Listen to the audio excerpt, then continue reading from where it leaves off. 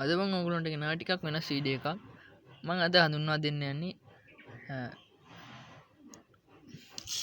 Concrete එකක් වුණත් පහසුවෙන් පොලිෂ් කරගන්න පුළුවන් බ්‍රෂ් එකක්.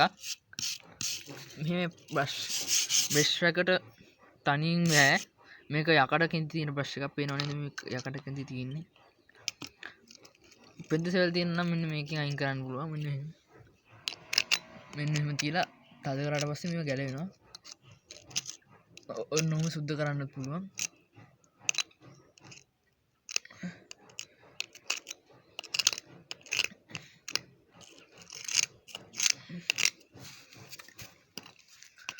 මේ ටැප් එකක්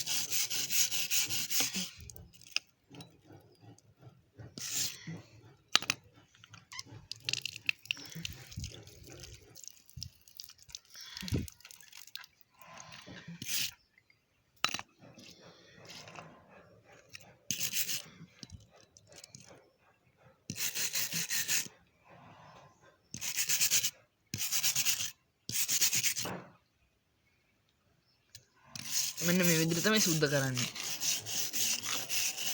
දැන් හරිය නේද? මේ පේනව නේද? සුද්ධ වෙනවා.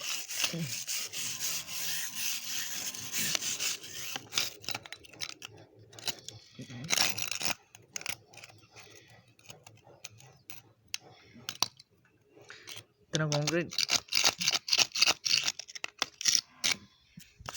ඕනම සිමෙන්ති පොළවක මේකෙන් සුද්ධ කරන්න පුළුවන්.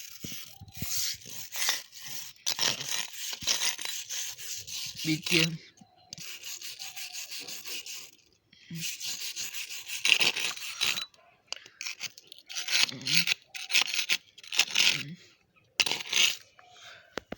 මෙන්න මේ ආකාරයට තමයි මේක සුද්ධ කරන්නේ. ඉතින් මං හිතනවා ඔයගොල්ලන්ට මේ වීඩියෝ එක වැදගත් වෙන්නේ නැති කියලා.